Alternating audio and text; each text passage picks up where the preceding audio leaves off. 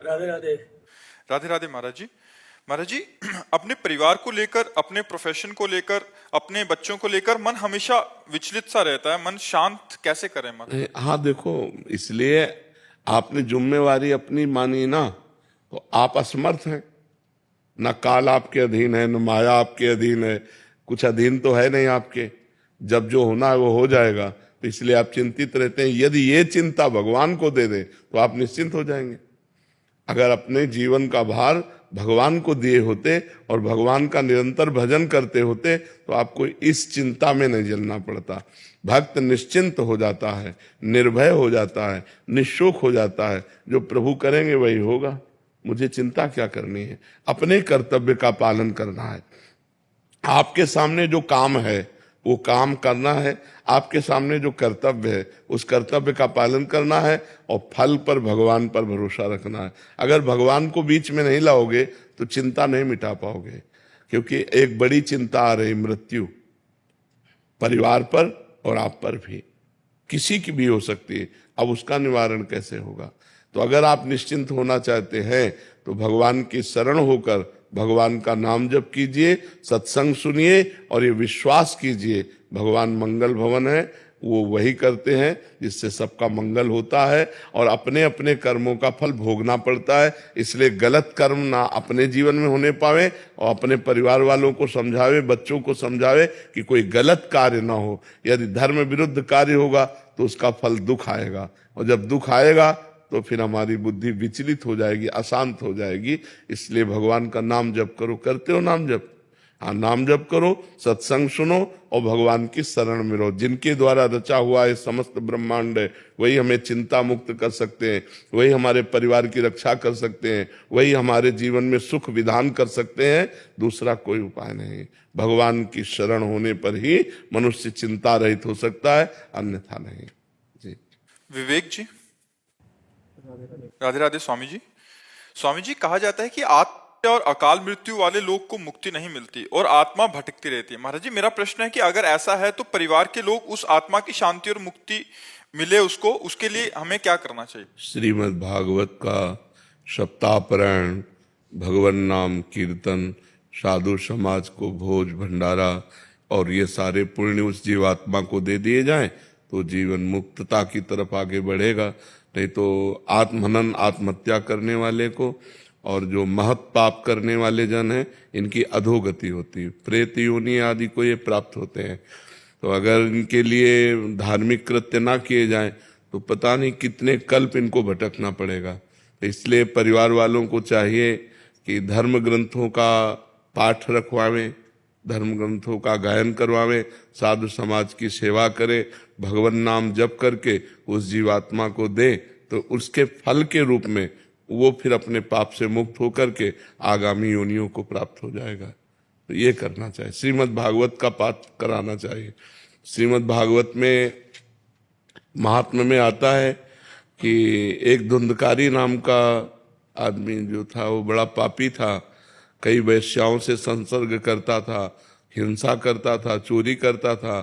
तो एक दिन वो कहीं राज खजाने से चोरी करके लाया, तो वैश्याओं ने सोचा कि अगर हम इसको मारती नहीं है तो एक दिन राज कर्मचारी सब धन पकड़ के ले जाएंगे, हमको भी पकड़ के ले जाएंगे, और ये मारा जाएगा तो मारा जाना निश्चित है। तो उन पांचों वैश्याओं ने उसे बांध दिया सोते हुए, और उसके मुख में आग के अंगारे रखे, फिर भी नहीं मरा तो गला घोट करके किसी तरह उसको मारा।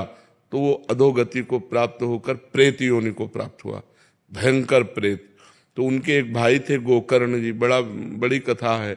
तो गोकर्ण जी तीर्थ यात्रा करके आए हुए थे, घर में शयन कर रहे थे तो कभी भेड़ा बन जाता, कभी सिंह बन जाता, कभी इंद्र बन जाता। तो उनका ये विपरीत दशा को प्राप्त हुआ। कोई देव तो है नहीं, ये प्रेत है। तब पूछा तुम कौन हो? तो उसकी बोलने की सामर्थ्य नहीं थी। तो उन्होंने गायत्री मंत्र जप करके जब उस पर जल छिड़का तो उसके पाप थोड़े नष्ट हुए। तो वो बोला मैं तुम्हारा भाई धुंधकारी हूँ, पाप करने के कारण मैं प्रेत योनि को प्राप्त हो गया हूँ। उनका तुम्हारे लिए तो मैंने पिंड दान किया है।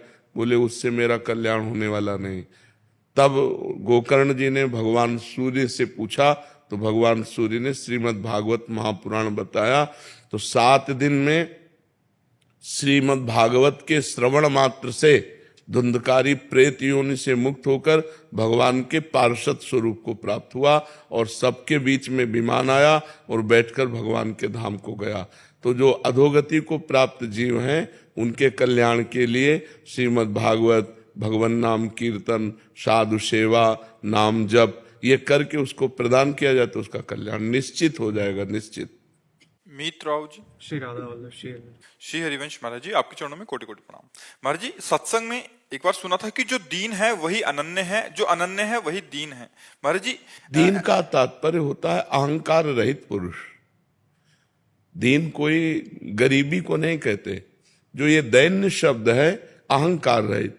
भक्तों में बड़ी दीनता देखी जाती है, विनम्रता देखी जाती है, बड़ी शालीनता देखी जाती है, गंभीरता देखी जाती है। वो अहंकार रहित होते हैं। ये अहंकार ही सृष्टि का मूल है, जो हमें अज्ञान में फंसाकर, देह भाव में फंसाकर नाना प्रकार के कर्म करवाता है। संस्कृति मूल शूल प्रद नाना, सकल शोक दायक अभिमाना। ये समस्त दुखों को देने वाला अभिमान। जैसे मैं पुरुष हूं, मैं धनवान हूं, मैं विद्वान हूं, मैं कुलवान हूं, बहुत प्रकार का अभिमान होता है। ये अभिमान ही दुख देने वाला है। अगर ये अभिमान भगवान की कृपा से नष्ट हो जाए तो उस स्थिति का नाम दैन्य है। यही दरबार दीन को आदर रीति सदा चली आई। दीनता, कोई अभिमान नहीं, अपने को सबसे छोटा समझना। तो ये दीनता भगवान के भजन से, शास्त्र स्वाध्याय से जब ज्ञान प्रकट होता है तब आती है कि सब में वही राम रमा हुआ है, किससे अभिमान करें। यहां भी वही है, सब में वही रमा हुआ है, इसलिए वो दैन्य हो जाता है, अहंकार नष्ट हो जाता है। जब हम दूसरे को देखते हैं तब अहंकार आता है, जब अपने इष्ट को देखते हैं तो अहंकार नष्ट हो जाता है। तो इष्टाकार वृत्ति, भगवदाकार वृत्ति, ये ब्रह्माकार वृत्ति, ये भजन से आती। जितना नाम जप करोगे उतना ही आपके अंदर शुद्ध ज्ञान होगा, और जितना शुद्ध ज्ञान होगा तब उतना अहंकार नष्ट होता चला जाएगा। अहंकार नष्ट हुआ पूरा कि आप जीवन मुक्त हो गए। और उसी अहंकार की नष्ट स्थिति का नाम दैन्यता है। दैन्यम, दीनता। जो भक्ति में वह दीनता, सबके प्रति प्रिय भाव, मधुर भाव, अपने को सबसे तृणादपि सुनीचेन तरोर्यु सहिष्णुना अमानिना मान देन कीर्तनिया सदाहरि। अपने को सबसे तृण से भी नीच समझना और वृक्ष के समान सहनशील होना, दूसरों को मान देना, दूसरों से मान न चाहना, ये भजन करने वालों के अंदर दीनता होती है। तृणादपि सुनीचेन तरोर्यु सहिष्णुना। सबहि मान प्रद आप अमानी। सबको मान देते हैं, लेकिन अगर उनको कोई प्रणाम या मान देने लगे तो मैं योग्य नहीं हूं, ऐसा उनके नहीं। सबहि मान प्रद आप अमानी। ऐसे प्राणी जगत को पावन करने वाले होते हैं, जिनके अंदर ये दीनता आ जाती है कि मैं तो किसी योग्य नहीं, अधम जीव हूं, सब में मेरा प्रभु विराजमान है, और सबसे झुक के रहना। ये दीन भाव भक्तों में देखा गया है। बहुत प्रिय भाव, बहुत मधुर भाव, सबको सम्मान देना, आप अमानी रहना, अहंकार रहित, ये भागवतिक गुण है। दीनता भगवान को बहुत प्रिय। ये दरबार दीन को आदर रीति सदा चली आई। जे दीन प्यारे वेद पुकारे द्रवहु सो श्री भगवाना। दीन जिसको प्यारे हैं, तो दीन बनना नाटक करना नहीं। जैसे ये नाटक हो सकता है जब सामने से कोई कहे, अपने को लगे कि हाँ मैं ऐसा हूं प्रभु, आप जैसा करें। और अपने को गुस्सा ना आए तो समझो कि हमारे अंदर दैन्यता जागृत हो। क्योंकि अहंकार रहित पुरुष को फिर क्रोध नहीं आता। क्रोध तब आता है जब अहंकार होता है, अपने में बल का आवेश होता है, तब आता है। या फिर भगवान प्रेरित करें दुष्टों के विनाश के लिए तो फिर आता है। तो पर वो दैन्य भक्त सदैव अपने स्वभाव में दैन्य ही रहता है। जी। शुभम शर्मा जी, ग्वालियर से। राधे राधे महाराज। राधे राधे महाराज जी। महाराज जी, क्या देह त्यागना भी प्रारब्ध हो सकता है? अर्थात भागवतिक ऊर्जा से भूल चूक में प्राप्त की बुद्धि एवं अहम को भी नष्ट करना प्रारब्ध हो सकता है? देह त्याग का मतलब अहम को खत्म करना है। नहीं, अहम को खत्म करना, देह त्याग थोड़ी करना है। तो आपका क्या लक्ष्य है कहना? जो जिन चीजों को समझा है भागवतिक ऊर्जा से, जो नहीं समझना चाहिए था, उसे नष्ट करना। क्या समझना है और क्या भागवतिक ऊर्जा से समझा जो नहीं समझना चाहिए? बोलिए, आप बताइए। जैसे किसी सिद्धि की प्राप्ति के रास्ते पर निकल जाना। अरे भगवान की भगवत ऊर्जा से जो स्थिति होती है वो जगत मंगल के लिए होती है। वो अपना मंगल और दूसरों का मंगल करती है। उसे नष्ट करने की सामर्थ्य तुम्हारे में कहाँ गई? क्या ये प्रारब्ध हो सकता है कि अब जो इस शरीर में जो मैंने चीजों को समझ लिया है। क्या समझा है मुझे भी तो बताओगे? कृपा करके 4 लोग और सुनेंगे कि आपने क्या समझा है। जैसे महाराज जी कि सब कुछ लीला है, कि कुछ भी लीला के परे नहीं है। हाँ, जो मैं हूं वही यहाँ पे है। हाँ तो मैं जब दुख दे रहा हूँ या मुझे दुख मिल रहा है, जी। नहीं, दुख मिल किसको रहा है? जब इतनी ऊंची बात कर रहे हो तो दुख की संज्ञा किसको है? आत्मा तो नैनम छिन्दन्ति शस्त्राणि नैनम दाति पावका न चैनम क्लेदेन त्यापो न शोष्यति मारुता। अग्नेयास्त्र में सामर्थ्य नहीं कि जला सके, वायुआस्त्र में सामर्थ्य नहीं कि उड़ा सके, वरुणास्त्र में सामर्थ्य नहीं कि उसे भिगो सके, तो दुख कैसे स्पर्श कर सकता है? दुख है क्या? भ्रम। किसको? किसी को दुख नहीं है। दुख भ्रमात्मक पुरुष को होता है। जब ये ज्ञान हो गया कि जो मैं हूं वही तुम हो और वही सारा जगत है, तो फिर दुख कहां है? विचार करके देखो, कहां दुख है? आप कहते हो मैं उस विचार को नष्ट कर दूं, किसको? कौन सी स्थिति है? लेकिन उसके रास्ते में जैसे आप बताते हैं कि जब भगवत प्राप्ति के रास्ते पर जब चलते हैं तो संसार के दुखियाले की जब ये अनुभव, सुनो, अभी तुम बच्चा हो, जब ये अनुभव हो जाएगा कि जो मैं हूं वही तुम हो, वही सारा जगत है, तो जड़ चैतन्य सब कुछ भगवत स्वरूप है। अब रास्ता कहां रह गया? वो तो पहुंचा हुआ पुरुष है। लेकिन उसके बाद अगर कोई अगर लेकिन लगता है, वापस आए, देखो, लेकिन लगता है तो बच्चा केवल तुम बुद्धि से बात कर रहे हो। स्थिति पाई भर की नहीं है। स्थिति के अंतर्गत जब बात आती है तब ये नहीं होता है। अभी उस स्थिति को प्राप्त करने की चेष्टा की जाए तो फिर बात की जाए। उस स्थिति को प्राप्त करने की चेष्टा करना चाहते हो क्या? तुम तो नष्ट करने की बात करते हो। वैसे नाम जप करो, भगवान का नाम जप करो और गंदी बातों से बचो। हमारी प्रार्थना, गंदे आचरण जो होते हैं उनका त्याग करो और भगवान का नाम जप करो। सब ठीक हो जाएगा, सब ठीक हो जाएगा। नाम जप में बहुत सामर्थ्य है। नाम जप में जो बैठ गया वो सब जीत गया। महाराज जी कोई ऐसा प्रारब्ध हो सकता है जो नाम जप से और ध्यान से ना कटे, तो उसके लिए कुछ और चीजें की जाए? तो ऐसा प्रारब्ध नहीं होता कोई भी। इतना नाम जप कर जाए हर प्रारब्ध नष्ट हो जाएगा, हर प्रारब्ध नष्ट हो जाएगा। जैसे हम तुम्हारे सामने बैठे, हमारी दोनों किडनी फेल हैं, थोड़ी देर बाद अभी डायलिसिस में जाएंगे। प्रारब्ध है, हम नष्ट करना नहीं चाहते, हम उसे भोगना चाहते हैं। अपने भजन से भगवान की प्राप्ति करना चाहते हैं। हमें प्रभु के विधान को देखना है। हमें अपने जप तप के द्वारा प्रभु के विधान को थोड़ी बदलना है। उसी विधान को, यदि अच्छा लाभ संतुष्ट हो, जैसी परिस्थिति भगवान दे रहे हैं उसमें मैं संतुष्ट हूं। काहू सो कछु न चाहूंगो, न भगवान से न किसी जीव से, शांत एकदम। और जो बाधाएं आती हैं वो भजन के द्वारा इतना ज्ञान होता है कि उनका निवारण भी होता है। जो बाधाओं में फंसता कौन है? अज्ञानी। अगर भजन करोगे तो इतना ज्ञान आएगा। पहले भजन तो करो डट के, तो अपने आप तुम्हारे अंदर शुद्ध ज्ञान आ जाएगा। ये तर्क वितर्क शांत हो जाएगा और ठीक रास्ता अपने आप प्रकाशित हो जाएगा। नाम बहुत बड़ी सामर्थ्य है बच्चा। नाम में भगवान को अधीन करने की सामर्थ्य है। सुमिर पवन सुत पावन नामू, अपने बस करी राखे रामू। भगवान को भी अधीन कर ले, ऐसे नाम में जप में महिमा है।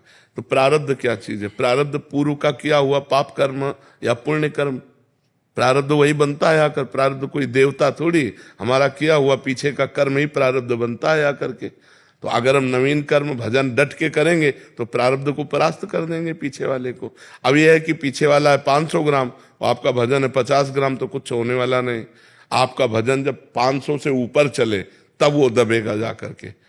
तो प्रारब्ध के अनुसार जब भजन उस कोटि का हो तो प्रारब्ध नष्ट हो जाए। अपने लोगों को भजन चुन्न पुण्य है और प्रारब्ध पहाड़ की तरह वो दबाए डाल रहा है। तो माला चलाते हुए भी उसको कष्ट हो रहा है, वो चिंता हो रही है, उसको शोक हो रहा है, क्योंकि प्रारब्ध बहुत प्रबल है। तभी तो कहते बहुत होश में रहना चाहिए। हम अनजाने में बहुत से पाप कर लेते हैं। अब ये जो मुर्गा मुर्गी मछली बकरा बकरी ये सब खा रहे हैं, ये पाप नहीं है क्या? उस जीव के हित। अब वो जब आएगा तब आप सुधर चुके होगे, माना आप सुधर गए कि हमने सब छोड़ दिया, लेकिन पीछे जो किया है वो पीछा थोड़ी छोड़ेगा, वो आपको गिराने की कोशिश करेगा। तो अब डट के भजन करो तो वो तुम्हें नहीं गिरा पाएगा। भजन के द्वारा ही सब बात बनेगी बच्चा, भजन नहीं तो कुछ नहीं। ये ज्ञान विज्ञान माया के आगे काम नहीं करता। शिव विरंच का मोह है को है बपुराण, अस जिए जान भजी मायापति भगवान। राम राम राम, राधा राधा, कृष्ण कृष्ण, हरि हरि। जो नाम प्रिय हो, खूब नाम जप करो, इसी से मंगल हो जाएगा, इसी से दिमाग भी ठीक हो जाएगा और रास्ता भी आपको दिखाई देने लगेगा। ठीक है। मनीष जी मिर्जापुर से। राधा वल्लभ श्री हरिवंश। श्री हरिवंश महाराज जी, आपके चरणों में दंडवत प्रणाम। महाराज जी, मनोवृत्ति क्या है? भजन और मनोवृत्ति में क्या संबंध है? मन एक अंतःकरण है जिसमें 4 हिस्से हैं। जब वही निश्चयात्मक होता है तो बुद्धि हो जाती है, जब वही संकल्प विकल्प करता है तो मन बन जाता है, जब वो चिंतन करता है तो चित्त बन जाता है, जब वो क्रिया को स्वीकृति करते हैं तो अहंकार बन जाता है। मन बुद्धि चित्त अहंकार, ये अंतःकरण है। तो जो वृत्ति विषयों की तरफ 5 ज्ञानेंद्रियों के साथ जाती है उसे मन की कहते हैं। मना खष्टान इंद्रियाणी प्रकृति स्थान कर सती। वो वृत्ति को जब हम पलटकर परमात्मा की तरफ लगावें तो वो भजन बन जाएगा। और वही जब विषयों के चिंतन में लगता है तो हमारी दुर्गति हो जाती है, और जब परमात्मा की तरफ लगता है तो सदगति हो जाती है। मन को अभी तक समझ पाए हैं? नाम जप करो तो समझाएगा तुम्हें, अंदर पकड़ में आएगा। वो कोई अल्ट्रासाउंड सीटी स्कैन या एक्सरा की पकड़ में आने वाला थोड़ी, वो तो भजन से पकड़ में आता है। ऐसा लगता है ना कि मन आज मेरा शांत है, आज मेरा शांत है, आज मेरा मन अच्छा है, आज मेरा मन बुरा है, ऐसा पकड़ में आता है कि नहीं आता है? तो अंतःकरण की वृत्ति है। खूब नाम जप करो तभी पकड़ में आएगा, ऐसे पकड़ में तो आएगा नहीं। न प्रवचन सुनने से पकड़ में आएगा, न प्रवचन करने से पकड़ में आएगा, भजन करने से पकड़ में आएगा। सा वै मना कृष्ण पदार विंदयो। भजन बल से जब मन भगवान के चरणों में अर्पित हो जाता है तभी आनंद की अनुभूति होती है। नाम जप करो। नाम जप करते हो? हाँ, नाम जप करो और गंदे आचरण मत करो। जो गंदे आचरण, जानते हो गंदे आचरण? हाँ, वो गंदे आचरण मत करो, तो फिर धीरे धीरे मन पवित्र होगा तो अपने आप अनुभव में आने लगेगा। खुशबू जी। राधे राधे। राधे राधे महाराज जी। महाराज जी, क्या आत्मज्ञान की प्राप्ति के बाद जीव को भ्रम या मोह आ सकता है क्या पारिवारिक जनों में? नहीं, स्वात्मा रामम विषय में तृष्णाम भ्रमयति। आत्मा राम पुरुष कभी विषय में तृष्णा में भ्रमित नहीं होते। मोह उनको हो ही नहीं सकता, क्योंकि गत संगस्य मुक्तस्य ज्ञानावस्थित चेतसः, जो समस्त संगों का त्याग कर चुका है, क्रियाओं का, पदार्थों का, घटना का, व्यक्ति का, वस्तुओं का जो ममत्व हृदय में लगाव है उसका जो त्याग कर चुका है, वो मुक्त पुरुष निरंतर ज्ञानावस्थित चेतसा अपने स्वरूप में स्थित रहता है। वो कभी मोह को प्राप्त नहीं होता। गत संगस्य मुक्तस्य ज्ञानावस्थित चेतसा, जिसको हर समय अपने स्वरूप का बोध रहता है वो कभी कहीं किसी में आसक्त नहीं हो सकता। नहीं स्वात्मा रामम विषय मृग तृष्णाम भ्रमयति। आत्मा राम पुरुष इस विषय मृग तृष्णा में कभी भ्रमित नहीं होता। उसको आत्मा के सिवा दूसरा नजर ही नहीं आता, तो मोह किससे करे? जैसे भक्त भगवान के सिवा और किसी को नहीं देखता, ऐसे ज्ञानी आत्म स्वरूप के सिवा किसी को नहीं देखता। किसका प्रश्न है? समझ पा रहे हो? हाँ, तो अभी ज्ञान का मार्ग अपनाए कहाँ है? ज्ञान हो जाएगा तब पता चलेगा। गुरु किरण जी लखनऊ से। राधे राधे। राधे राधे महाराज जी। महाराज जी, भक्ति मार्ग एवं ज्ञान मार्ग को क्या साथ लेकर जाया जा सकता है? थोड़ी दूर तक, थोड़ी दूर तक, सिद्धांतों तक। जहां लक्ष्य की बात आएगी वहां अंतर पड़ जाएगा। ज्ञान का लक्ष्य है अहम ब्रह्मास्मि, ब्रह्म स्वरूप हूं मैं, तत्त्वमसि, तत्त्वम असि, ज्ञान का लक्ष्य है। और भक्ति का लक्ष्य दासोहम, दास दासोहम, मैं प्रभु का दास हूं, मैं प्रभु के दासों का दास हूं। प्रभु मेरे स्वामी है, मैं उनके चलाए चल रहा हूं, मैं उनके जियाए जी रहा हूं, मैं उनके बल से हूं। और ज्ञानी आत्मस्वरूप सब कुछ ये माया का दर्शन करके कि ये सब मायामय है, त्रिगुणमयी माया का खेल है, वो त्रिगुणातीत अपने स्वरूप में स्थित रहता है। तो भक्ति और ज्ञान मार्ग का पथिक थोड़ी दूर तक चल सकता है, सिद्धांत तक, लेकिन लक्ष्य तक नहीं। लक्ष्य में अलग हो जाता है। वो सोहम, ये दासोहम, इतना अंतर हो जाता है। ब्रह्मचारी विज्ञान चैतन्य जी, रामकृष्ण मिश्र। महाराज जी, जब भगवान के दर्शन होते हैं तब इन्हीं आंखों से होते हैं या भगवत कृपा करके दिव्य दृष्टि देते हैं, जैसे कृष्ण जी ने अर्जुन जी को दिए? ज्ञान का, आत्मस्वरूप का साक्षात्कार करने के लिए जैसे बुद्धि में नेत्र होते हैं, ऐसे भगवत साक्षात्कार करने के लिए मानस नेत्र होते हैं। उर के नयन निहार, जब हृदय में प्रेम नेत्र खुलते हैं तब भगवत साक्षात्कार होता है। और जब भगवत साक्षात्कार होता है तो वो नेत्र इन्हीं में खुलते हैं, देख तो इन्हीं से पाते हैं ना। तो मानस नेत्रों से हृदय में दर्शन हुए, और जब बाहर नेत्र खुले तो जिधर हमारी दृष्टि जाती है उधर भगवान ही भगवान नजर आते हैं। सिय राम में सब जग जानी, करो प्रणाम जोरी जुग पानी, सब में अपना भगवान ही नजर आता है। जब हृदय के नेत्र खुल जाते हैं ना तो ये माया का पर्दा हट जाता है, तब केवल भगवान ही भगवान सब कुछ बने हुए हैं। जैसे हम कंगन या हार ये नाम कह रहे हैं, लेकिन तत्व से जानने पे हार और कंगन दोनों में सोना एक ही है। ऐसे ही जड़ और चैतन्य कहने में दो हैं, लेकिन तत्व से जब देखेंगे तो एक ही परमात्मा जड़ बना हुआ है, एक ही परमात्मा चैतन्य बना हुआ है। वही परमात्मा सबके हृदय में विहार कर रहा है। सब कुछ बना हुआ, सब कुछ बना करके उसका पालन करता हुआ और सबका संहार करता हुआ वो असंग रहता है, सबसे परे और सब में भरे, सबसे परे और सब में भरे। ये सिद्धांत जो समझ गया वही सच्चा भक्त है, वही सच्चा ज्ञानी है, जो वो सबसे परे भी है और सब में भरे भी है। वासना वासुदेवस्य वासितम भुवनत्रयम् सर्वभूत निवासोस्मि वासुदेव नमोस्तुते। समस्त भूतों में वही विराजमान है, लेकिन जो भूत है वो भी वही बना हुआ है। वो निर्विकार होते हुए भी विकार की लीला दिखाई दे रही है। तो इस विकार में जो निर्विकार परमात्मा को खोज लेता है वही ज्ञानी है, वही भक्त है। गौरव कुमार जी, पटना बिहार से। राधे राधे। महाराज जी राधे राधे। महाराज जी, ईस्ट में पूर्ण शरणागति और सभी आसक्तियों कैसे समाहित की? भजन, नाम जप, जितना अधिक नाम जप होगा उतना ही संसार से वैराग्य, स्वरूप का बोध और भगवान से प्रेम होगा। जैसे एक एक कवल भोजन पाने पर तुष्टि पुष्टि और क्षुधा निवृत्ति होती है, ऐसे ही एक एक नाम जितना अधिक जपते जाओगे तो संसार से वैराग्य, स्वरूप का ज्ञान और भगवान से प्रेम स्वतः होता चला जाएगा। बस नाम जप करना कैसे बन करके है, ये बात देखनी है। अब मनमानी गंदे आचरण भी करते रहो, माला भी घुमाते रहो तो उससे कुछ नहीं होगा। इंद्रियों पर विजय प्राप्त करके शांत गंभीर जैसी भी परिस्थिति है उसमें राजी, मान सम्मान निंदा स्तुति इसमें समान भाव, और अंदर की चेतना से किसी से भी द्वेष नहीं, किसी से भी हमारा नफरत नहीं, घृणा नहीं, और खूब नाम जप करो, अभी स्थिति आ जाएगी।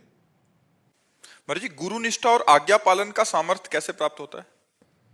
भगवान की कृपा से। भगवान से प्रार्थना करो कि हमें गुरु चरणों में निष्ठा दें और वो हमें वो सामर्थ्य दे, वो बल दे जिससे हम गुरु आज्ञा का पालन कर सकें। भगवान की प्रार्थना की जाए, भगवान से विनय की जाए तो भगवत बल के द्वारा गुरु आज्ञा का पालन होता है। भगवत बल के द्वारा गुरु निष्ठा होती है। निष्ठा वो होती है काट दिया जाए फिर भी अपनी निष्ठा को न छोड़े। बड़े बड़े महापुरुषों के जीवन में निष्ठा की जब बात आई है तो देखो कितना कष्ट दिया गया। गुरु अर्जुन देव जी को कितना कष्ट दिया गया। उनको तप्त तवे में बैठाल कर ऊपर से तप्त बालुका डाली गई, पर वाहे गुरु तेरा किया मीठा लागे। कभी निष्ठा से विचलित, तो महापुरुषों की निष्ठा होती है। तो जो गुरु निष्ठा वही धर्म निष्ठा, वही इष्ट निष्ठा, वही राष्ट्र निष्ठा। निष्ठा निष्ठा है। जहां निष्ठा जागृत हो गई, गुरु गोविंद सिंह देव के दोनों पुत्रों को दीवाल में चुनाया जा रहा है। न वो ना गुरु गोविंद सिंह विचलित नहीं हुए। भला जिनके लाडलों को चुनवाया जा रहा हो उनकी हालत क्या होगी, लेकिन नहीं, निष्ठा, सारी कर्तव्य परायणता अपने पुत्र परिवार के लिए ही तो होती है, अपने जीवन के लिए होती है। जहां निष्ठा का शब्द आता है वहां जीवन नष्ट कर दिया जाए, परिवार नष्ट कर दिया जाए, पर वो निष्ठा को नष्ट नहीं होने देते। ये निष्ठा भगवान से प्राप्त होती है। भगवान से प्रार्थना करें वो हमें गुरुनिष्ठ इष्टनिष्ठ बनावे और हम उनकी आज्ञा का पालन कर पावे। सतपाल जी कुरुक्षेत्र से। राधे राधे महाराज जी। महाराज जी, जब मनुष्य जन्म लेता है तो उस पर 3 ऋण होते हैं, पितृ ऋण, देव ऋण, ऋषि ऋण। महाराज जी, ये कैसे उतारे जाएं और इसका फल भगवान को देना चाहिए और कैसे देना चाहिए? एकादश स्कंद में भागवत में लिखा हुआ है कि जो भगवान श्री कृष्ण चंद्र जी का निरंतर भजन करते हैं और जो समस्त द्वंद्वों से मुक्त हो जाते हैं, वो समस्त ऋणों से अपने आप मुक्त हो जाते हैं। अलग अलग कोई ऋण मुक्त करने की जरूरत नहीं है। भगवान का भजन करते हुए अपने कर्तव्य का पालन करो। जैसे तुम्हारे माता पिता हैं तो माता पिता की सेवा करो, तो मातृ पितृ ऋण से उऋण हो जाओगे। शास्त्र स्वाध्याय करते हुए शास्त्र के अनुसार आचरण करो, ऋषि ऋण से उऋण हो जाओगे। और समस्त चराचर जगत को भगवान मान करके सेवा करो, सब ऋणों से मुक्त हो जाओगे। भगवान का भजन समस्त ऋणों से मुक्त कर देता है। यदि भगवान का भजन न करो तो एक ऋण हमारे अंदर और है, भगवत ऋण। हम भगवान से वादा करके आए हैं गर्भ में कि इस बार मुझे जन्म दे दो, मैं ऐसा भजन करूंगा कि दोबारा फिर माँ के गर्भ में ना आना पड़े। ये किसी ऋण से नहीं, चुकाने से नहीं होगा, ये केवल भजन से होगा। जब भजन करो तो सब ऋण मुक्त हो जाओगे और जीवन मुक्त भी हो जाओगे। भजन नहीं करोगे तो इतनी क्षमता ही नहीं है कि इन ऋणों से मुक्त हो सके। तो मातृ ऋण, पितृ ऋण, ऋषि ऋण, देव ऋण, गुरु ऋण, इष्ट ऋण, सब ऋणों से मुक्त होने का एक मार्ग है भगवान की शरण लेकर भगवान का नाम जप करो, शास्त्र स्वाध्याय करो, संत वाणी गुरु वाणी के अनुसार चलो, जीवन सार्थक हो जाएगा। अभिनय त्यागी जी। राधे राधे महाराज जी। महाराज जी, जैसे आप कहते हैं कि गुरु प्रकट रूप में होना चाहिए, साधारण नाम लेने में और गुरु प्रदत्त नाम लेने में फर्क होता है। महाराज जी, आपके श्रीमुख से सुना है कि जैसे कि एक हमारी सामने से गुरु की दृष्टि पढ़ना और एक सुन के पढ़ना, तो महाराज जी जो व्यक्ति आपके आना आपके सामने संभव नहीं है, उसको अपने गुरु रूप में स्वीकार कर लिया है, तो उस आप कैसे शिष्य या वो कैसे? आज्ञा पालन करना ही गुरु को स्वीकार करना है। जो सत्संग सुना जा रहा है यदि उसका हम आचरण करें तो हमारे अंदर गुरु भक्ति सुदृढ़ हो जाएगी। लेकिन हम बिना दर्शन किए, बिना मिले, बिना संग के हम कैसे उस उन्नति को प्राप्त हो सकते हैं? एक बार हमें गुरु चरणों में समर्पित होना चाहिए, एक बार हमें गुरु संग करना चाहिए। बिना संग भजन न होई संग बिन, और भजन बिना नहीं प्रेम, छिन्हू भजन न छाड़िए, धरिए अध्रु नेम। ऐसे बात नहीं बनती। गाइड को साथ लेके चला जाता है। अगर आपको यहाँ कहीं वृंदावन में दर्शन करने हैं तो गाइड करना होगा, और गाइड करने वाले को साथ लेके और उसकी आज्ञा के अनुसार चलना होगा। ये गली नहीं, इधर से चलिए, इधर से चलिए। ऐसे ही गुरु का संग तब जाकर के चढ़ता है प्रेम का रंग। अब केवल मान लिया आपने और गुरु की नहीं मानी तो गुरु के मानने से बात नहीं चलेगी, गुरु की मानने से चलेगी। गुरु की वाणी मानो, बस फिर बात बन जाएगी। तो गुरु का दर्शन, गुरु का संग और गुरु की आज्ञा का पालन, यही भगवत प्राप्ति कराते हैं। तो बिना प्रगट गुरु के कैसे बात बन सकती है? हमें डांटेगा कौन? हमारा निरीक्षण परीक्षण कौन करेगा? गुरुदेव। तो हमें गुरु का संग अत्यंत आवश्यक है प्रगट में। प्रगट में बिना गुरु के रंग नहीं चढ़ता। चाहे करके देख लो, कोई करके देख लो। महाराज जी, जैसे आपके हजारों शिष्य हैं महाराज जी, तो प्रकट में महाराज जी हर एक को आपका संग तो? हाँ, तो प्रगट में दर्शन करना, महीना हम कहते हैं महीने 2 महीने 4 महीने में आओ, इसके बाद मोबाइल से सत्संग सुनते रहो, आज्ञा का पालन करो, कनेक्शन बनाए रखो। अगर कनेक्शन बनाए न रखे तो केवल मानने मात्र से थोड़ी बात हो जाए। अंदर जो जलन होती है महाराज जी, वो भी डांट ही होती है। और क्या, गुरुदेव का अगर आप पूर्ण रूप से अनुशासन स्वीकार करेंगे तो थोड़ी भी गलती आपके हृदय को जलाएगी, आपका सुधार करेगी, आपको गलतियों से बचा करके सतमार्ग में चलाएगी। तो गुरु का सानिध्य तो अत्यंत आवश्यक है। गुरु के दरबार में जाना, मत्था टेकना, उनके चरणों में बैठना, उनकी चरण रज लगाना, इसी से तो हमें सामर्थ्य आएगी उनकी आज्ञा का पालन करने की। अगर हम उनका संग न करें तो मनमानी आचरणों, हवा इतनी गंदी चल रही माया की कि आप देखो, इधर से निकलो बाहर देखो उसका क्या रंग चढ़ता है। अब यहाँ आके बैठे हो तो यहाँ का क्या रंग चढ़ता है आप देखो, यहाँ कैसा आपको अनुभव हो रहा है और बाहर कैसा अनुभव हो रहा है। तो मोबाइल भी चार्ज करना पड़ता है, नहीं चार्ज करना पड़ता, तो ऐसे महीना 2 महीना में अपने को चार्ज करते रहो, किसका प्रश्न है। हाँ, गुरुदेव के दर्शन करना, इससे हम चार्ज होते हैं, हमारे अंदर पावर आता है। ऐसा थोड़ी मोबाइल से और प्रगट से अंतर है, मोबाइल से पावर थोड़ी आएगा, मोबाइल से तो जो तुम पकड़ पाओ सो पकड़ पाओ, और यहाँ तुमको पकड़ाया जाएगा, यहाँ तुम्हारे अंदर पावर जाएगा। दर्शन, स्पर्श, संभाषण, वो परमाणु प्राप्त होते हैं। इसलिए प्रगट में गुरु के सानिध्य की विशेष आवश्यकता है। अंशुल त्यागी जी। राधा राधा। राधे राधे महाराज जी। महाराज जी, मेरा सवाल है कि कई बार इंसान की जिंदगी में अचानक बहुत सारी जिम्मेदारियां आ जाती हैं, जिसके चलते सब भूलकर बस पैसा कमाना, परिवार चलाने में लग जाता है। ऐसे में अब उस व्यक्ति को कैसे भगवत प्राप्ति होगी और कैसे वो इस मार्ग पे आगे बढ़ सकता है? परिवार के सदस्यों को भगवान का स्वरूप समझो, उसमें भगवान है ना, बिना भगवान के कोई एक कदम भी नहीं चल सकता। भगवान पावर है, जैसे आपके अंदर है ना, तो आपका जो ढांचा है ये आप नहीं है, ये मनुष्य शरीर रूपी ढांचा आप नहीं है। इसमें परमात्मा का पावर जो है वही चलन फिलन डुलन हलन, अगर वो ना हो तो इसका बड़ा अनादर किया जाता है, शरीर को गाड़ दिया जाता है, फेंक दिया जाता है, जला दिया जाता है, नहीं कर दिया जाता। तो परिवार में जो हमारी पत्नी है, जो हमारे पुत्र हैं, जो हमारी बेटी है, जो हमारे परिवार के जन हैं, वो हमारे भगवान उनमें विराजमान है। नाथ सकल संपदा तुम्हारी, मैं सेवक समेत सुतनारी।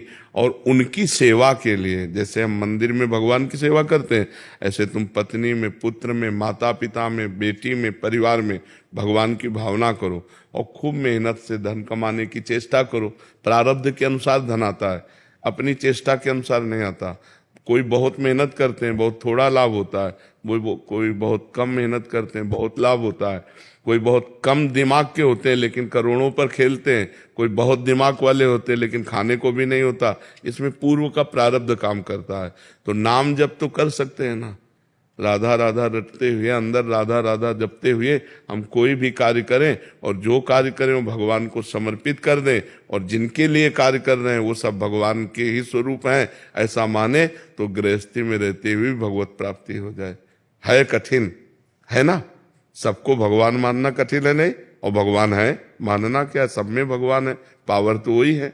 उनके बिना कोई एक कदम नहीं चल सकता, एक पलक नहीं झपक सकती, वही तो विराजमान है अंदर। देखो ना, नाचते नाचते लोग मर जाते हैं, भगवान अंतर ध्यान हो गए तो ढनंग गया शरीर, अभी नाच रहा था अभी ढनंग गया। तो हमें विचार करना है कि सब में भगवान विराजमान है, मेरे परिवार के रूप में मेरे भगवान है, और मैं भगवान के लिए धन कमा रहा हूँ। और जो धन कमा रहे हैं उस समय क्रिया करते समय राधा राधा बीच में स्मरण करते जाओ, तो अपनी कर्म को करते हुए जो नाम स्मरण करता है और कर्म को भगवान को समर्पित कर देता है, वो भगवान को ही प्राप्त होता है। इतना तो करना पड़ेगा, और बुराई छोड़नी पड़ेगी। पराई माता बहनों की तरफ गंदी दृष्टि, शराब पीना, मांस खाना, जुआ खेलना, हिंसा करना, बेविचार, ये सब छोड़ना होगा। तब भाई भगवत प्राप्ति करने के लिए तो ये छोड़ना होगा ना। गंदी बातों को छोड़ दो, भगवान का नाम जपते हुए कर्म करो, और परिवार में श्री भगवान को देखो, मुक्त हो जाओगे। बेटिया है महाराज जी 2 साल की, उसको राधा जब आपको दिखा दिखा के राधा जब करती है। हाँ हाँ, तो हमारी बात समझ में आ गई ना। रमन पोपली जी, ग्वालियर से। राधे राधे। राधे राधे महाराज जी। महाराज जी, क्या भजन सुनना और गुनगुनाना भी नाम जप के अंतर्गत आता है? हाँ, आएगा आएगा, और फल बराबर मिलेगा? हाँ, अगर वो भगवान नाम से युक्त भजन है, भगवान नाम से युक्त, अब इधर उधर की बातें तो नहीं है, जिसमें भगवान की महिमा है और भगवान के नाम जप है, अगर वो गुनगुना रहे तो भगवान नाम कीर्तन ही माना जाएगा।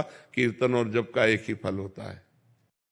मैं गाड़ी चलाते में या बैठ में काम करते में उसको हम सुनते रहते हैं, गुनगुनाते। बिल्कुल, हाँ बिल्कुल ठीक ही है, बिल्कुल। महाराज जी कह रहे हैं कि ये पेशे से एक पत्रकार हैं। महाराज जी जिन खबरों में इनको काम मिलता है उनमें भ्रष्टाचार, चोरी जैसे कई चीजों को उजागर करना पड़ता है। इन बातों को तथ्यों के साथ उजागर करता हूं। कई बार कार्रवाई हो जाती है लोगों पे जिनके खिलाफ किया होता है, वो सस्पेंड हो जाते हैं, जेल हो जाती है। जब कार्रवाई होती है तो लोग मेरे को कोसते हैं, गाली देते हैं। ऐसे में मेरे जीवन और परिवार में कोई इसका असर तो कोई नहीं अंतर पड़ेगा? नहीं आने वाला। काम करता रहूं या हाँ, काम करते रहना चाहिए और बिल्कुल कठोर रहना चाहिए। हाँ, ये जरूर है कि अपनी किसी वासनावश किसी को नीचा दिखाना वो आपके लिए हानिकारक हो जाएगा। अगर वो नीचा आचरण करता है और आप उसको प्रकाशित करके उसको दंड दिलाते हैं तो इसमें आपको कोई परेशानी नहीं। लेकिन आप किसी लोभवश या ईर्ष्यावश किसी को नीचा दिखा दें तो फिर वो आपका अपराध बन जाएगा। जी महाराज जी, कहीं मुझे लगता है कि ये लोग गलत कर रहे हैं, कुछ लोगों गरीबों को लूटा, उसका मैंने खुलासा किया तो उन लोगों को जेल तक हुई है। हाँ, बिल्कुल ठीक है, बिल्कुल ठीक है, होना चाहिए, बिल्कुल ठीक। उसमें तुम्हें कोई अपराध नहीं लगेगा, उसमें कोई अपराध नहीं लगेगा। जो नीच प्रवृत्ति के नीच आचरण कर रहे हैं उनको उजागर करना तो आपका कर्तव्य। अपने अपने कर्तव्य पालन में डटा रहे, इसमें कोई बात नहीं, इसमें कोई दोष नहीं है।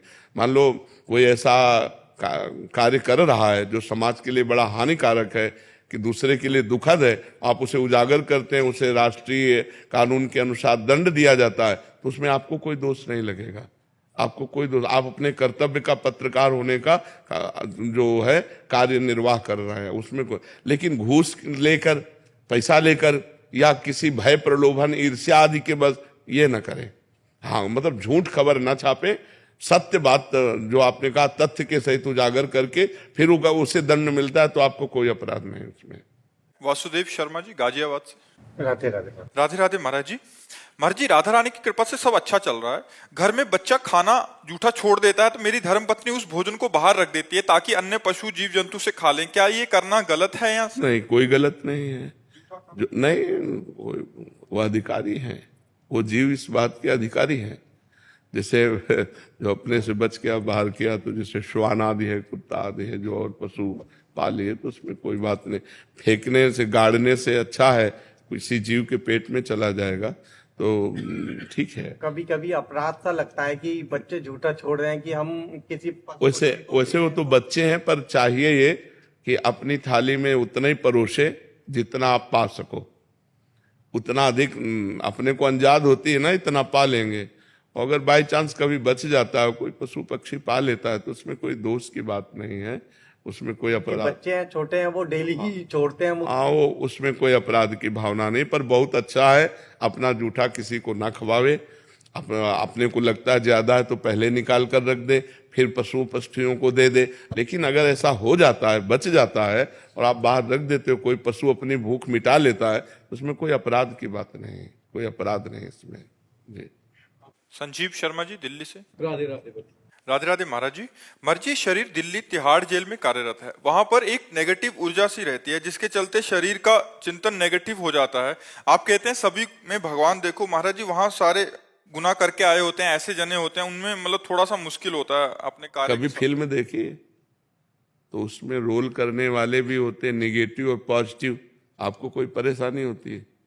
आप पैसा दे करके फिल्म देखने जाते हैं तो उसमें नकारात्मक और सकारात्मक दो रोल होते हैं, तभी मजा आता है। नहीं, अगर केवल सकारात्मक हो तो मजा नहीं आएगा, अगर केवल नकारात्मक हो, निगेटिव हो तो मजा नहीं आएगा। हीरो भी होना चाहिए और खलनायक भी होना चाहिए। नहीं, लेकिन खलनायक जो बनता है वो खलनायक होता नहीं है, वो केवल अभिनय करता है। ऐसे ही अच्छाई और बुराई ये मायाकृत है, लेकिन दोनों को करने वाला पावर वो भगवान है। उनमें पावर को देखो, उनकी अच्छाई बुराई को मत देखो। अच्छाई बुराई को देखोगे तो भगवान नहीं देख पाओगे, और भगवान को देखोगे तो अच्छाई बुराई नहीं दिखाई देगी। पर वो कभी उनको ना कंट्रोल करने में अपने मन से गलत या मुख से गलत नहीं, आप समझो, अब ये आपकी सेवा है। जैसे ये विचार करना है कि जैसे मानो आपकी सेवा है और आपको कंट्रोल करने के लिए 10-20 डंडे लगाने पड़ रहे हैं, तो आपको यही कहना कि भगवान आप रोल कर रहे हो ऐसा, तो हमको भी तो स्वांग मिला है, रोल है अपना। देखो, हम तुम तो कितने बड़े भक्त हैं पता नहीं, लेकिन भीष्म जी महान भक्त है ना, और भगवान के विपक्ष में है। अर्जुन श्री कृष्ण पांडवों का पक्ष और भीष्म जी दुर्योधन के पक्ष में है। तो बाण तान तान के मार रहे हैं भगवान में। जब रोल मिला है योद्धा का और विपक्ष में आप हो तो तान तान के भगवान के भी बाण मार रहे हैं, और महान भक्त हैं। यहां तो भगवान की भावना करनी, वहां तो साक्षात भगवान है, नहीं है भगवान। तो हमको यही देना कि हमको जो रोल दिया है प्रभु, उस रोल में चूक नहीं होगी, यही आपकी पूजा होगी। पीटने का पाप तो नहीं लगता? नहीं, अपने कर्तव्य का पालन हम कर रहे हैं ना, हम वहां अधर्म नहीं कर रहे। अपने आप उद्दंडता कर चोर रूप में बनाएंगे तो अगरबत्ती रूप से पूजा नहीं होगी, डंडा रूप से पूजा होगी, है, समझ रहे हो ना। ये ज्ञान आपको रखना होगा। प्रभु आपके श्रीमुख से राधा नाम सुन के अब राधा नाम करते करते वो काम करता हूँ। बहुत बढ़िया। राधा राधा। क्योंकि जो स्वांग मिला है, अब देखो अगर सब में भगवान मान करके अगर अपने कर्तव्य का पालन न करे तब तो राष्ट्र अपनी स्थिति से गिर जाएगा। जो अधर्म आचरण करने वाले हैं उनको फिर शासन में कैसे लिया जा सकता है? तो हमारा मतलब पावर से है, आचरण से नहीं है। सब में पावर वही है, पावर देखते हुए आचरण के अनुसार कर्तव्य का कर्म करना। अब जैसे दो आदमी हैं, एक उन्नतिशील है तो सम्मान योग्य है, एक अवनतिशील अवनति के कारण बन रहे तो अपमान योग्य है। मान और अपमान दोनों के साथ व्यवहार करते हुए भी हमें ये विचार रहेगा कि भगवान दोनों में है। और व्यवहार तो एक जैसा हो ही नहीं सकता, व्यवहार एक जैसा कभी नहीं हो सकता। जैसे पत्नी में भी भगवान, पुत्री में भी भगवान, बहन में भी भगवान, माँ में भी भगवान, चार स्त्री स्वरूपों में भगवान एक ही है, पर व्यवहार जमीन आसमान का अंतर है, व्यवहार में अंतर है ना। और जो व्यवहार एक जैसा कर दे वो मूर्ख माना जाएगा, वो पापी माना जाएगा। व्यवहार एक जैसा हो ही नहीं सकता। अच्छों के साथ अच्छा व्यवहार और बुरों के साथ बुरे जैसा व्यवहार, अधिकार के अनुसार वो करते हुए भी उन अच्छे बुरी क्रियाओं में भी हम ये देखते हैं कि इनमें भगवान बैठे हुए हैं। भगवान को देखना, पंडिता समदर्शिना, ना कि समवर्तिना। समवर्तिना, समवर्तन हो ही नहीं सकता, वर्तन तो समान हो ही नहीं सकता, सब में भगवान का दर्शन। अब जैसे पुत्र है, पढ़ा रहे हैं, गलत अगर पढ़ रहा है, पढ़ने में रुचि नहीं रख रहा, गलत आचरण कर रहा है, लेकिन हम भाव भगवान का ही रखेंगे। वो तुम पुत्र रूप में आए हो तो ये सेवा हमारी है। मान लो टीचर है, वो अपने विद्यार्थी को पढ़ा रहा है, वो अनुकूल नहीं पढ़ रहा तो वो दंड देगा, वो उसे डांटेगा, फटकारेगा, पर भाव उसमें भगवत भाव ही रखना है। ये कला है, अगर ये कला सीख गए तो मुक्त हो गए। हमें आचरणों पर देख करके ये नहीं व्यवहार में लाना। बस प्रभु इसी बात से विचलित होता है कि कभी प्रभु मुझे ही ना उल्टा अपराध लग जाए। नहीं, हम जो आपको बात कहते हैं ना, तो हाँ उसमें बिल्कुल संशय मत कीजिए। हम शास्त्र सम्मत बात कहते हैं आपको, इसमें डरना नहीं तो फिर आपकी हानि हो जाएगी, फिर आप अपने कर्तव्य से च्युत हो जाएंगे ना। तो आप अपने कर्तव्य का पालन कीजिए, सब में भगवत भाव करते हुए। गुरविंदर सिंह जी। वाहेगुरु जी का खालसा। वाहेगुरु जी, राधे राधे। महाराज जी, वाहेगुरु नाम से प्रेम कैसे हो? क्योंकि अभी सब कुछ पता है, बट धन और जो पदार्थों के लिए ही जप किया जाता है, ऐसा मनुष्य जीवन। हाँ, अगर हमारे अंदर यदृच्छा लाभ संतुष्टो द्वंद्वातीतो, अगर हम द्वंद्व से अतीत होना चाहते हैं तो पहले यदृच्छा लाभ संतुष्ट हो। जैसे वाहेगुरु रख रहे हैं हम उतने में संतुष्ट रहे, हमारे चाहने से नहीं होगा कुछ। हम चाह जो करेंगे वो अपने लिए पतन का रास्ता खोलेंगे। वाहेगुरु जो व्यवस्था करेंगे वो हमारे लिए बड़े सुख की व्यवस्था होगी। तो हम चाह करें क्यों? अन मांगे आगे आवे गो, ज्यों पल लागे पल को। जैसे पल बिना प्रयास के लगती है, ऐसे वाहेगुरु के आश्रित की सारी व्यवस्था वाहेगुरु करते हैं। हम चाह क्यों करें? हमारे पास जो कुछ है वो सब वाहेगुरु का है। जो कुछ करेंगे वो वाहेगुरु करेंगे। वाहेगुरु के सिवा मेरा कोई अस्तित्व नहीं। अभी नाम में प्रीति होने लगे। हम नाम तो जपते हैं लेकिन वाहेगुरु पर पूर्ण समर्पित नहीं है। पूर्ण समर्पित ना होने के कारण हमारे नाम में त्रुटि हो जाती है, नाम छूट जाता है। नाम से बढ़कर अभी कुछ है दिमाग में, तभी वाहेगुरु छूट जाते। जैसे हम राम राम जप रहे या वाहेगुरु जप रहे, अच्छा भोजन आया, नाम छूट गया, तो भोजन श्रेष्ठ हुआ या वाहेगुरु बड़े हुए? रुपये की चाह है, रुपया कमाने में इतना व्यस्त हो गए कि रुपया मिला, माना रुपया मिला, पर रुपया मिला वाहेगुरु का चिंतन छूट गया। जब हम वाहेगुरु को सबसे बड़ा माने, संपूर्ण जीवन वाहेगुरु को समर्पित कर दें, भूखे रखें तो वाहेगुरु वाहेगुरु, देखो अपनी गर्दन तक समर्पित कर दी महापुरुषों ने वाहेगुरु के लिए। तो हम वाहेगुरु जैसी परिस्थिति में रखें वैसी परिस्थिति में रहे, और जबान से हर समय ओठ भले बंद रहे, वाहेगुरु वाहेगुरु वाहेगुरु वाहेगुरु वाहेगुरु। हम क्यों धन का चिंतन करें? अगर परिवार वाले को मरना है तो आप बचा नहीं सकते, और नहीं मरना तो विश्व में कोई पैदा नहीं हुआ कि मार सके। और वाहेगुरु को परिवार समर्पित, वाहेगुरु को जीवन समर्पित, तो अब वाहेगुरु जो व्यवस्था करे उसी में राजी है। नहीं तो हमारा एक ही काम है, वाहेगुरु का चिंतन करना, और वाहेगुरु का कार्य है तुम्हारी सारी व्यवस्था करना। ये विश्वास करो, उनकी व्यवस्था से होगा, हमारे करने धरने से इतना नहीं होगा जितना उनकी व्यवस्था से होगा। तो जैसे भगवान श्री कृष्ण जी ने गीता में कहा, अनन्यस चिंतयन्तो माम ये जना परिपासते तेसाम नित्याभियुक्ता नाम योगक्षेमम वहाम्यहम। केवल तुम अनन्य चिंतन मेरा करो, मैं तुम्हारे योगक्षेम का वहन करूंगा। तो वही श्री कृष्ण, वही वाहेगुरु हैं। क्या कह रहे हैं?